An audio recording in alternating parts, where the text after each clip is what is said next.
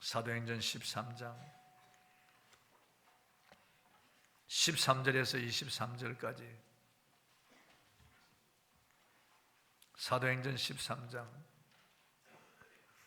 13절에서부터 23절까지 보겠습니다.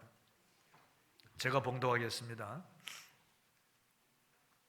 바울과 및 동행하는 사람들이 바보에서 배 타고 밤빌리아에 있는 버가에 이르니 요한은 그들에게서 떠나 예루살렘으로 돌아가고, 그들은 버가에서 더 나아가 비시디아 안디옥에 이르러 안식일에 회당에 들어가 앉으니라. 율법과 선지자의 글을 읽은 후에 회당장들이 사람을 보내어 물어 이르되, 형제들아, 만일 백성을 권할 말이 있거든 말하라 하니, 바울이 일어나 손짓하며 말하되, 이스라엘 사람들과 및 하나님을 경외하는 사람들아 들으라. 이 이스라엘 백성의 하나님이 우리 조상들을 택하시고 애굽 땅에서 나그네 된 그 백성을 높여 큰 권능으로 인도하여 내사 광야에서 약 40년간 그들의 소행을 참으시고 가나안 땅 7족속을 멸하사 그 땅을 기업으로 주시기까지 약 450년간이라. 그 후에 선지자 사무엘 때까지 사사를 주셨더니, 그 후에 그들이 왕을 구하거늘 하나님이 베냐민 지파 사람 기스의 아들 사울을 40년간 주셨다가 패하시고 다윗을 왕으로 세우시고 정언하여 이르시되, 내가 이새의 아들 다윗을 만나니 내 마음에 맞는 사람이라 내 뜻을 다 이루리라 하시더니, 하나님이 약속하신 대로 이 사람의 후손에서 이스라엘을 위하여 구주를 세우셨으니 곧 예수라. 아멘. 하나님의 뜻이 이루어지다, 이런 주제로 오늘 말씀을 통해서 같이 은혜를 나누겠습니다. 안디옥 교회에서 최초로 선교사를 파송했는데 바나바와 사울이었습니다. 이 바나바와 사울이 파송을 받아서 처음 간 선교지가 구브로입니다. 지금의 섬나라 키프로스죠. 거기에 로마에서 파송된 총독 스기오 바울이 있었고, 스기오 바울 옆에는 엘루마라고 불리는 유대인 마술사 바예수가 있었습니다. 바울이 복음을 전할 때 이 엘루마라고 하는 바예수가 총독으로 하여금 믿지 못하게 힘을 쓰는 것을 보고 바울이 성령 충만하여 그를 꾸짖고 영적 전쟁에서 승리했습니다. 그래서 이 바예수가 맹인이 되어서 앞을 보질 못하게 되었어요. 이것을 본 스기오 바울이 예수님을 믿게 되었습니다. 총독이 예수를 믿었으니까 그 휘하에 있는 그런 사람들, 그리고 그 섬에 있는 사람들에게 유력한 그런 선교의 통로가 되었겠죠. 군대에서 사단장이 예수를 믿으면은 그 사단의 참모들과 각 예하 부대장들, 그리고 부대원들이 예수 믿을 가능성이 많습니다. 사단장의 힘이 크거든요. 유력한 사람인 스기오 바울이 예수를 믿었으니 그 구브로 섬에 아주 복음 전도에 그런 좋은 그런 열매가 맺힌 겁니다. 그리고 바울은 이제 배를 타고 밤빌리아에 있는 버가에 갔습니다. 밤빌리아는 그 하나의 주인데요, 특히 남부에 위치한 한 주고 버가는 항구 도시입니다. 13절을 한번 읽어보겠습니다. 시작. 바울과 및 동행하는 사람들이 바보에서 배 타고 밤빌리아에 있는 버가에 이르니 요한은 그들에게서 떠나 예루살렘으로 돌아가고. 지금까지 바나바와 바울 이렇게 기록되었는데, 이제는 바나바가 빠지고 바울이 중심인물이 됩니다. 그래서 바울과 및 동행하는 사람들이 이렇게 이제 바울이 이 선교의 주역이 되는 것을 볼 수가 있습니다. 바울 일행은 배를 타고 건너편 밤빌리아 지역의 버가로 갔습니다. 버가는 지금의 특히 남부 해안 항구 도시입니다. 오늘날 안탈리아라고 불리는 휴양도시죠. 휴양도시. 저기서 수리아 안독에서 구브로로 갔다, 구브로에서 저기 버가로 갔다는 거죠. 이 지역이 밤빌리아 지역입니다. 버가. 버가에서 복음을 전했다는 기록은 없지만은 돌아갈 때 이곳에 들러서 복음을 전했다고 14장 25절에 기록하고 있습니다. 그런데 안타까운 것은 버가에서 마가 요한이 안디옥으로 돌아가 버리고 말았습니다. 무엇 때문인지 정확하게 알 수 없지만은 성경학자들은 바울이 이 버가에서 말라리아에 걸렸다는 겁니다. 그러니까 그것 때문에 두려워서 돌아갈 수도 있었고, 바울과 율법적인 문제로 서로 이렇게 격론을 벌리다가 실망하고 돌아갔다는 설도 있습니다. 어떻든 마가 요한이 안타깝게도 돌아가 버리고 말았어요. 그러나 그들은 버가에서 다시 비시디아 안디옥으로 갔습니다. 14절을 한번 읽어보겠습니다. 시작. 그들은 버가에서 더 나아가 비시디아 안디옥에 이르러 안식일의 회당에 들어가 앉으니라. 비시디아 안디옥은 버가에서 그 산맥을 넘어가야 됩니다. 그 타우르스라고 하는, 지금은 특히 산맥이죠. 그 산맥을 넘어가서 해발 한 1100m 고지에 있는 도시가 비시디아 안디옥입니다. 그 당시에는 안디옥이라고 하는 이름을 가진 도시가 제법 많이 있었습니다. 그래서 수리아 안디옥, 다시 말해서 바울 일행을 파송한 그 안디옥, 지금의 시리아에 있는 그 안디옥과는 구별되는 비시디아 안디옥이죠. 터키의 타우르스 산맥에 위치하고 있는 그런 안디옥이라고 하는 도시예요. 비시디아 안디옥, 그렇게 부르는 거예요. 거기 갔는데 거기는 험준한 산맥일 뿐만 아니라 호모나데시안이라고 불리는 유명한 강도떼들, 즉 산적이 거기 응거하고 있는 곳이었습니다. 로마 제국이 이들을 제압하기 위해서 비아 세바스티나라고 하는 도로를 만들었을 정도로 그 산적들은 유명한 산적이었습니다. 나중에 사도 바울이 자기가 환난을 당할 때 환난의 그 품목에 강도의 위협을 넣었는데 바로 이 타우르스 산맥에 있는 이 강도들 위협 때문이 아니었는가, 그렇게 보고 있습니다. 그런데 이렇게 험한 타우르스 산맥을 넘어서 이 고지대에 있는 비시디아 안디옥으로 간 것은 바울의 풍토병을 고치기 위해서 갔다고 그렇게 보는 견해가 있습니다. 바울이 말라리아라고 하는 이 풍토병에 걸려서 고치기 위해서 공기가 신선한 고원지대로 올라갔다. 버가에서 복음을 전하지 못하고 급히 그리로 올라갔다, 그렇게 보는 것입니다.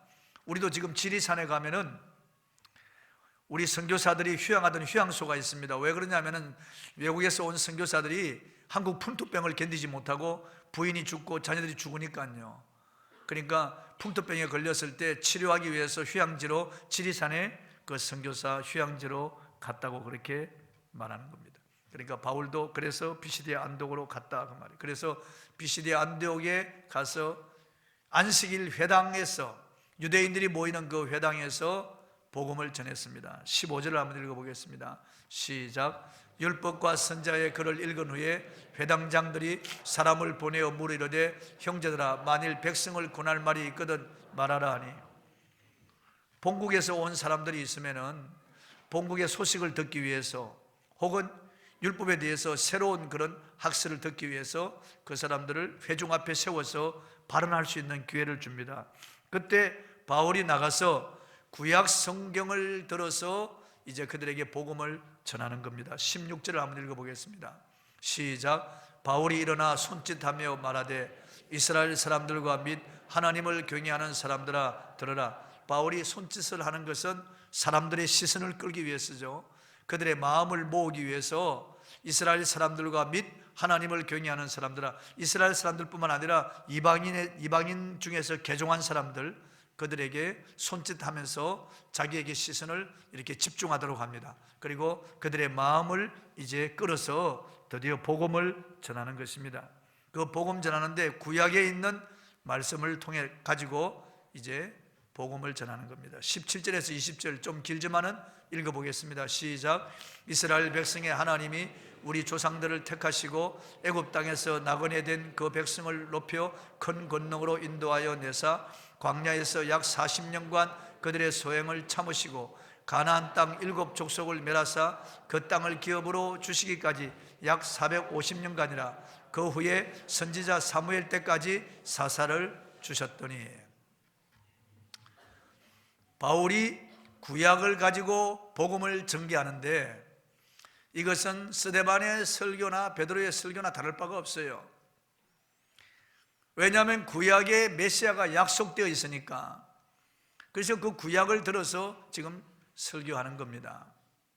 하나님이 아브라함을 택하여 아브라함을 부르시고 아브라함의 그 후손 가운데 야곱의 74명 가족들을 애굽으로 보내서 애굽에서 430년간 그곳에 애굽에 있다가 이제 한 민족을 이루었을 때 애굽의 왕 바로가 그들을 박해하니까 하나님이 모세를 보내어서 권능으로 그 바로와 애굽 백성들을 제압하고 그 백성 이스라엘을 이제 애굽에서 이끌어냅니다.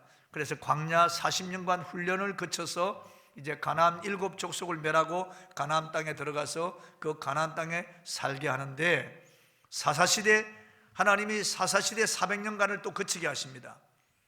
그리고 마지막 사사인 사무엘을 통해서 사울에게 기름을 부어서 왕으로 세웁니다. 21절을 한번 읽어보겠습니다. 시작. 그 후에 그들이 왕을 구하거늘 하나님이 베냐민 지파 사람 기스의 아들 사울을 40년간 주셨다가, 하나님은 기스의 아들 사울에게 기름을 부어서 이스라엘 왕으로 세웠습니다. 그런데 이 사울이 하나님의 말씀을 거역합니다. 그리고 반역하죠. 그래서 하나님께서 사울 왕으로 세웠음을 후회하고 사울을 폐하십니다. 사울이 왕으로 있었지만은 하나님은 이미 사울을 폐하시고 이제 이새의 아들 다윗에게 기름을 부어서 왕으로 세우십니다. 그리고 일방적으로 하나님이 다윗에게 언약을 하십니다. 22절을 한번 읽어보겠습니다. 시작. 폐하시고 다윗을 왕으로 세우시고 정언하여 이르시되 내가 이새의 아들 다윗을 만나니 내 마음에 맞는 사람이라 내 뜻을 다 이루려 하시더니, 이게 폐하시고는 사울을 폐했다는 말입니다. 그리고 16세 된 다윗에게 기름을 부어서 왕으로 세우시면서 그 다윗에게 정언하여 이르시되 내가 이새의 아들 다윗을 만나니 내 마음에 맞는 사람이라 그랬습니다. 그러니까 하나님의 마음에 맞는 사람이라, 개역성경에는 내 마음에 합한 사람이라, 하나님의 마음과 다윗의 마음이 같다 그 말이죠. 내 마음에 맞는 사람이, 하나님 마음에 꼭 다윗이 하나님 마음에 들었다는 말입니다. 다윗이 죄가 없다는 게 아니죠. 다윗도 우리아의 아내 바세바와 간음합니다. 그리고 그 사실이 발각될 것이 두려워서 우리아를 전쟁터에서 죽입니다. 간음죄와 살인죄를 범하죠. 그리고 인구 계수를 합니다. 그러나 다윗은 이런 죄를 범했지만 하나님 앞에 철저하게 회개하고 다시 회복됩니다. 다윗이 죄가 없어서 하나님 마음에 합한 사람이라는 것이 아니고, 다윗도 죄를 지었지만은 그러나 그가 일평생 하나님을 떠나지 아니하고 그는 하나님을 사랑하고 그는 하나님 중심으로 살았다는, 그의 삶의 목적이 오직 하나님이 되었다는 거죠. 그래서 그가 하나님을 사랑한다고 고백하고 하나님을 얼마나 찬양하는지, 시편을 보면 다윗이 얼마나 하나님을 사랑하고 하나님을 찬양하는지 알 수가 있습니다. 밤중에 7번 일어나서 그는 하나님을 찬양합니다. 비파야 수금아 깨울지어다 내가 새벽을 깨울, 그는 새벽에 일어나서 하나님을 찬양하고 하나님께 기도합니다. 그래서 다윗의 이런 모습을 하나님 보실 때 내 마음에 맞는 사람이라고 그러는 거예요. 다윗은 오직 그의 삶이 오직 하나님이었습니다. 이스라엘 백성들이 그를 왕으로 존경하고 이스라엘의 등불이라고 하지만 그는 나는 이스라엘의 등불이 아니라고, 이스라엘의 등불은 오직 여호와 하나님이라고 하나님만을 높입니다. 그가 법궤를 다윗성으로 이끌어온 것도 이 나라를 다스리는 것은 내가 아니고 하나님이라고 하는 것을 백성들에게 알려주는 거예요. 그는 백성들이 자기를 높일 때 그는 언제나 하나님만이 높임을 받아야 할 뿐이라고 말합니다. 1설에 의하면 그는 기도실이 있는데 그 기도실 맞은편 벽에 그가 목동 때 입었던 누더기 옷을 거기다 걸쳐 놓았다고 말합니다. 그걸 보면서 그는 잊지 않으려고 하는 거예요. 베들레헴 들에서 양을 치던 천한 목동을 불러서 기름 부어서 이스라엘의 왕으로 세우신 하나님의 그 은혜를 잊지 아니하고 그는 늘 하나님을 높이고 하나님을 찬양하고 하나님을 사랑하고 그는 하나님 중심으로 살았습니다. 그의 모든 삶의 목적이 하나님이었습니다. 이스라엘 백성들에게 그는 언제나 노래를 가르치고 하나님 경외하는 것을 가르쳤습니다. 언제나 그는 하나님 한 분만으로 만족하는 사람이었습니다. 하나님이 그의 삶의 제 앞자리에 있었습니다. 그는 언제나 하나님을 최상껏 사랑했습니다. 그는 하나님을 존중히 여기며 그는 하나님을 항상 그의 인생의 삶의 목적으로 삼았다 그 말이에요. 그러니까 하나님이 이런 다윗을 보고 내 마음에 맞는 사람이라. 저를 보세요. 정신을 차리세요. 내 마음에 맞는 사람이라 하나님 그러셔요. 내 마음에 맞는 사람이라. 하나님은 다윗을 통해서 그분의 뜻을 하나님의 뜻을 다 이루겠다고 했습니다. 다윗 그 자신이 하나님의 뜻을 다 이루는 게 아니고 다윗의 자손을 통해서 하나님의 뜻을 다 이루겠다고 말씀하신 거예요. 성경을 구원론적인 관점에서 보면은 창세기부터 계시록까지 세 가지 이 진리가 계속 흐르고 있습니다. 먼저 하나님은 천지와 만물을 창조하신 창조주 하나님이고 우리를 지으신 분이라는 거예요. 창세기부터 계시록까지 변함이 없습니다. 하나님은 우주와 만물을 창조하신 분이고 우리를 지으신 창조주 하나님이시라는 거예요. 그리고 또 한 가지가 우리 인간이 하나님을 반역하고 떠나서 타락하여 죄인이 되었다는 거예요. 우리는 하나님을 떠나서 마귀를 따라 이 세상으로 쫓겨나왔고 우리는 타락하여 죄인이 되었다는 거죠. 죄 아래 팔렸고 우리는 태어나면서부터 죄인으로 태어났고 죄를 짓고 그리고 우리는 하나님의 영광에 이르지 못합니다. 하나님께로 가지 못해요. 이 죄 때문에 우리는 늙어가고 죽고 우리는 멸망으로 들어가는 거죠. 죄의 싹은 사망이라고 이미 사형선고를 받았습니다. 모든 인생들이 이 죄에 팔려서 이 죄 아래 갇혀서 죄의 저주 아래 살아가는 겁니다. 이 죄 때문에 모두가 다 불행한 삶을 살다가 영원한 멸망으로 들어가는 거죠. 그 창세기부터 계시록까지 우리 인간은 타락한 죄인이라는 것이 계속되고 있어요. 이 죄 벗어날 길이 없고 이 죄 문제를 우리 인간이 해결할 길이 없다는 거죠. 어떤 종교를 신봉해도 안 되고 인간이 돌을 닦고 참선하고 선한 일을 하고 노력해도 이 죄에서 벗어날 길이 없다는 것이 성경이 우리에게 선포하는 진리예요. 인간의 어떠한 노력으로도 죄 문제를 없앨 수가 없다. 죄에서 벗어날 길이 없다. 그래서 하나님이 세 번째로 구속주를 보내주신 거예요. 하나님이 그 아들을 보내셔서 하나님의 아들이 하나님과 우리 사이에 유일한 중보자가 되셔서 십자가를 지시고 우리의 모든 죄 문제를 해결하셨다는 거예요. 그의 죄 없는 보배 피를 쏟아서 이 피를 쏟아서 속죄 제사를 드리고 하나님과 우리 사이에 있는 이 죄 문제를 그의 아들이 중보자께서 해결하셨다는 거예요. 타락한 죄인들을 구원하기 위하여 하나님이 독생자 그의 외아들을 보내주셨는데 하나님의 독생자가 이 세상에 와서 십자가 나무에 달려서 저주를 받으시고 속죄제물이 되어서 그의 몸을 찢고 피를 쏟아 속죄 제사를 드려서 우리의 죄 문제를 해결하셨다는 거예요. 그리고 하나님과 우리 사이에 유일한 다리가 되어주셨다는 거죠. 하나님과 죄인 사이에 유일한 중보자가 되어주셨다는 거죠.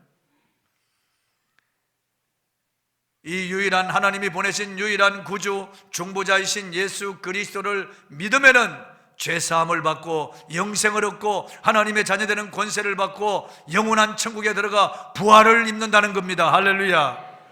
이게 하나님의 뜻이에요. 하나님의 뜻은 죄인들이 구원받아 다시 하나님의 자녀가 되고 그래서 하나님의 생명인 영생을 얻고 영원한 천국에 들어가서 하나님과 함께 영원히 사는 것, 이게 하나님의 뜻이었어요. 하나님의 뜻은 하늘에서 다 이루어졌죠. 하늘에는 죄가 없으니까요. 하늘에는 사탄이 없으니까. 하늘에는 질병도 없고 죽음도 없고 하늘에는 근심 걱정이 없고 저주가 없으니까요. 하나님 아버지의 뜻은 하늘에서 다 이루어졌어요. 그런데 이 땅에서도 이루어지도록 기도하라고 그랬습니다. 뜻이 하늘에서 이룬 것 같이 땅에서 이루어지다. 아버지의 뜻이 땅에서 이루어지도록. 궁극적으로 하나님의 뜻은 그의 아들 예수 그리스도를 믿고 하나님의 나라가 되는 게 하나님의 뜻이에요. 이 하나님의 나라 천국에서는 하나님의 뜻이 다 이루어졌어요. 이 땅에서도 죄인임을 깨닫고 회개하고 하나님의 아들 예수님을 믿을 때 우리는 하나님의 나라가 되는 거예요. 하나님의 백성이 되고 하나님의 자녀가 되는 거예요. 예수님은 이 평화의 사신으로 이 땅에 오신 거예요. 화목제물로 이 땅에 오신 거예요. 요한일서 4장 9절 10절을 한번 읽어보겠습니다. 시작. 하나님의 사랑이 우리에게 이렇게 나타난 바 되었으니 하나님이 자기의 독생자를 세상에 보내심은 그로 말미암아 우리를 살리려 하심이라. 사랑은 여기 있으니 우리가 하나님을 사랑한 것이 아니요 하나님이 우리를 사랑하사 우리 죄를 속하기 위하여 화목제물로 그 아들을 보내셨습니다. 하나님이 죄인들을 사랑하셨다는 거예요. 저와 여러분을 하나님이 지극히 사랑하셨다는 거예요. 웬 은혜입니까? 웬 사랑입니까?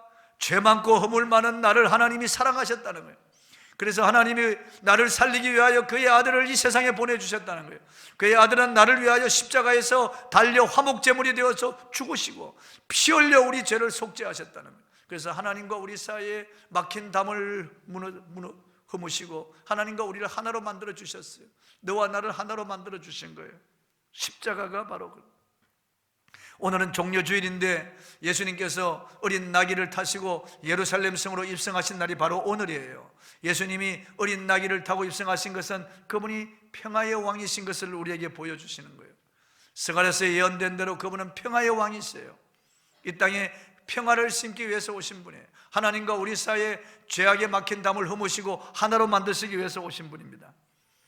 예수님이 이 땅에 오셔서 눈물을 많이 흘리셨는데 성경에 기록된 것은 세 군데 눈물을 흘리셨습니다. 예루살렘 성을 바라보시면서 주님이 눈물을 흘리셨어요. 눈물을 흘리셨어요. 그리고 나사로의 무덤 앞에서 눈물을 흘리셨어요. 그리고 겟세마네 동산에서 주님이 눈물을 흘리셨습니다. 예루살렘 성이 바라보이는 그 산에서 예루살렘 성을 바라보시면서 주님이 눈물을 흘리셨는데 누가복음 19장 41절 42절에 기록되어 있습니다. 읽어볼까요? 시작. 가까이 오사 성을 보시고 우시며 이르시되 너도 오늘 평화에 관한 일을 알았더라면 좋을 뻔하였거니와 지금 내 눈에 숨겨졌도다. 바로 오늘 주님이 이렇게 우신 거예요. 예루살렘 성을 바라보시면서 이스라엘 백성들이 무죄하여 평화에 관한 일을 알지 못해요.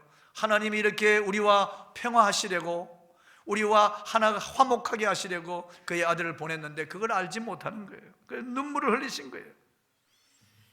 예수님은 겟세마네 동산에서도 눈물을 흘리며 기도하셨습니다. 히브리서 5장 7절에 기록되어 있습니다. 읽어보실까요? 시작. 그는 육체에 계실 때 자기를 죽음에서 능히 구원하실 이에게 심한 통곡과 눈물로 간구와 소원을 올렸고 그의 경건하심으로 말미암아 들으심을 얻었느니라. 죄로 말미암아 지옥받을 그 백성들을 바라보시면서 심한 통곡과 눈물로 간구와 소원을 올렸다. 저와 여러분 때문에 그렇게 우신 거예요. 눈물을 흘리신 거예요. 하나님으로부터 떨어져 타락하여 죄 때문에 형벌을 받고 영원한 지옥에 들어가는 우리 인간을 바라보면서 눈물을 흘리셨다는 거죠. 예수님은 나사로의 무덤에서 눈물을 흘리셨습니다. 요한복음 11장 35절 읽어보겠습니다. 시작. 예수께서 눈물을 흘리시더라. 죄의 저주를 받아서 늙어가고 그리고 부패하여 죽을 수밖에 없는 인생들, 이 몸이 흙으로 돌아가고 불탈 수밖에 없는 우리 인생들을 바라보면서 나사로의 무덤 앞에서 눈물을 흘리셨습니다. 하나님이신 예수님께서 흘리신 이 눈물의 의미를 아십니까? 하나님이신 예수께서 이 땅에 오셔서 저와 여러분 때문에 눈물을 흘리신 거예요. 하늘에서는 눈물이 없습니다. 애통하는 것이나 고가는 것이 없어요. 하늘에서는 하나님의 뜻이 다 이루어졌습니다. 영영한 기쁨과 즐거움밖에 없습니다. 하나님을 찬양하고 영원토록 즐거워하는 것이에요, 천국에서는요. 그런데 이 땅에서는 이제 하나님을 떠나서 타락하여 죄인이 되어서 너무나 비참한 거예요. 기아와 굶주림으로 신음하고 있죠. 질병으로 인해서 얼마나 많은 병원에서 눈물 흘리고 중환자실에서 가족들이 얼마나 눈물을 많이 흘립니까? 사람이 죽을 때 얼마나 많이 통곡합니까? 지금도 화장장에서 얼마나 불타는 화구에 관이 들어갈 때 가족들이 자지러집니다. 통곡하는 거예요. 땅속에 묻힐 때 얼마나 통곡합니까? 세상에 태어나면서도 눈물 속에 태어나고 살아가면서도 많은 눈물을 흘리죠.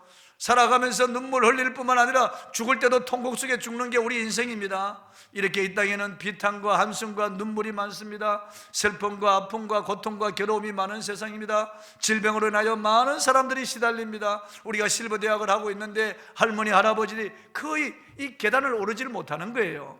4층에서 이제 엘리베이터 내려가지고 식당까지 가는 그 길이 얼마나 험하고 먼 길인지 알 수 없어요. 왜냐하면 다 무릎 관절이 상하고 다리가 아파서 제대로 걷지를 못하고 그냥 한 계단 오르는데 얼마나 힘이 드는지 모릅니다.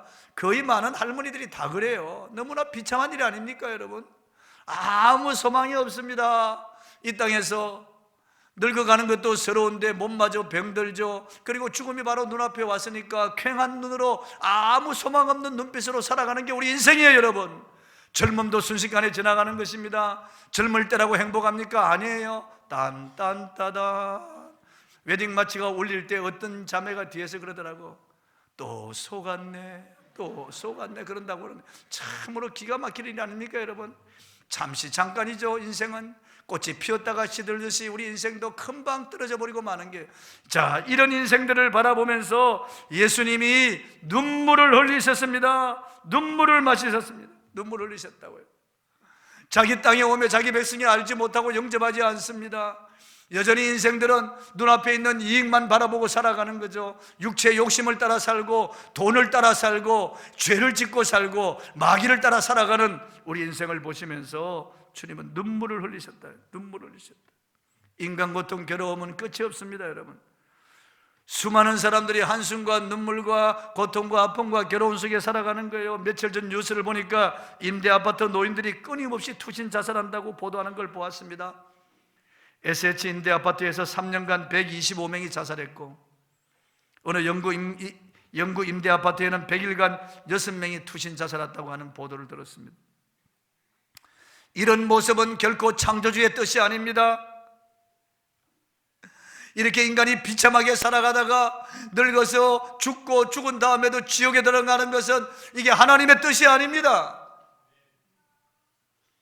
이건 인간의 욕심에서부터 비롯된 거죠.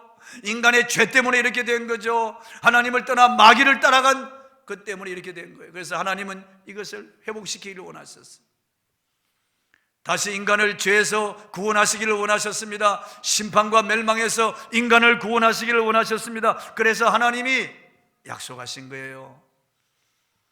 에덴 동산에서부터 약속하신 거예요. 여인의 후손으로 내 아들을 보내겠다고 약속하신 거예요. 아브라함의 씨 가운데 천하 만민이 복을 받게 하겠다고 유다 지파의 사자로 보내겠다고 약속하셨습니다. 다윗의 자손으로 보내겠다고 약속했습니다. 그 아들을 통하여 하나님의 뜻을 다 이루겠다고 하신 거예요. 그래서 예수님은 하나님의 뜻을 이루기 위해서 이 땅에 오신 거예요. 그분은 걸음걸음마다 말씀 한마디 한마디가 다 구약에 있는 예언을 다 이루셨어요. 마지막 십자가에 달려서 엘리 엘리 라바 사박다니 하셨는데 시편 22편 1절의 말씀을 이루신 거예요. 내가 목마르다, 그것도 구약에 다 예언되어 있는 말씀을 다 이루신 거예요. 그리고 다 이루었다 하시고 운명하셨어요. 다 이루었다. 우리의 모든 죄값을 속량했다 그 말이죠. 우리의 모든 죄값을 다 지불했다는 말이죠. 그리고 구약의 예언을 다 이루었다는 말이죠. 그리고 아버지의 뜻을 다 이루었다는 거죠. 아버지의 뜻을 다 이루었다. 그리고 운명하신 거예요. 십자가에서 하나님의 뜻을 다 이루신 거예요. 그리고 부활하셨어요. 23절을 한번 읽어보겠습니다. 시작. 하나님이 약속하신 대로 이 사람의 후손에서 이스라엘을 위하여 구주를 세우셨으니 곧 예수라. 이게 바울의 지금 구약을 쭉 설명한 다음에 다윗의 후손에서 이스라엘을 위하여 구주를 세우셨으니 곧 예수라. 이게 이스라엘은 이스라엘 민족만 말하는 게 아니고 우리까지 다 포함되는 거예요. 구주를 세우셨으니 곧 예수라. 초대교회 설교는 언제나 동일했습니다. 베드로의 설교나 스데반의 설교나 바울의 설교나 동일해요. 동일합니다. 예수님이 바로 구약에 약속된 메시아라는 거예요. 구약에 예언된 메시아라는 거예요. 430년을 내려오면서 예수님의 제자들의 제자들, 속사도들, 그리고 또 교부들, 교회 아버지라고 불리는 그런 터툴리안이라든지 어거스틴 같은 이런 사람들, 430년간 그들의 설교도 동일해요. 예수가 곧 구약에 예언된 메시아라는 겁니다. 예수님이 하나님의 뜻을 다 이루셨다는 거예요. 마태복음의 족보를 보면은 아브라함으로부터 시작됩니다. 아브라함과 다윗 자손 예수 그리스도의 세계라 이렇게 나옵니다. 그러면서 아브라함으로부터 쭉 족보가 내려가는 거예요. 그 왜 그럴까요? 구약에 예언된 그 메시아가 바로 예수라는 것을 알리기 위해서 족보부터 나오는 거예요. 누가복음의 족보는 예수님으로부터 올라갑니다. 쭉 올라가서 아담 그리고 하나님까지. 예수님이 바로 약속하신 그분이라는 말이에요. 성경 미가서에 보면은 5장 2절에 메시아는 베들레헴에 태어난다고 예언되어 있습니다. 그래서 예수님이 다윗의 고향인 베들레헴에서 태어나신 거예요. 예수님은 다윗의 자손으로 오셔서 하나님의 뜻을 다 이루신 분입니다. 예수님은 다윗 왕국을 일으키기 위해서 오신 분이 아니에요. 다윗의 후손으로 오셔서 이 땅에 하나님의 나라를 세우기 위해서 오신 분이에요. 이 땅에 아버지의 뜻을 이루기 위해서 오신 분이에요. 하나님은 다윗을 통해서 하나님의 나라를 세우시겠다고 예언하셨습니다.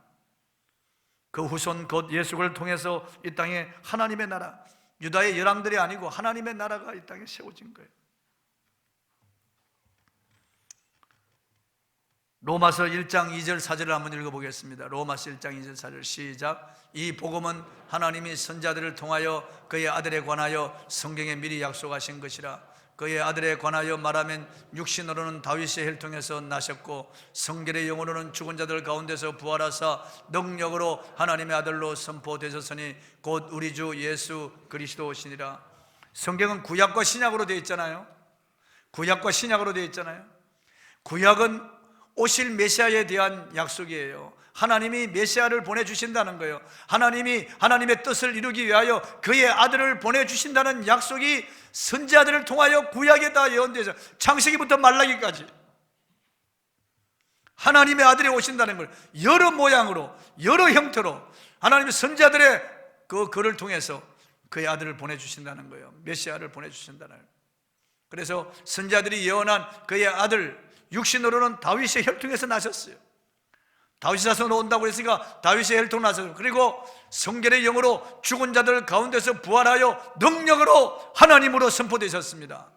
바로 다윗의 자손으로 오신 이분이 하나님이라는 것을 부활하심으로 선포하셨다는 거예요. 그래서 그분이 십자가로 하나님의 뜻을 다 이루시고 부활하셔서 승리하셨다고 하는 것을 우리에게 분명히 증거하셨다는 거예요. 분명히 증거하셨다는 거예요. 예수님은 성경에 미리 약속된 메시아입니다. 예수님은 아버지의 뜻을 이루기 위해서 오신 분입니다. 예수님은 십자가로 아버지의 뜻을 이루셨습니다. 아버지의 뜻은 죄인이 죄 용서함을 받고 다시 하나님의 자녀가 되어서 영원한 천국에서 하나님과 함께 영원히 행복하게 사는 게 하나님의 뜻이에요. 그런데 회개하고 그의 아들을 믿어야만 하나님의 자녀가 될 수 있어요.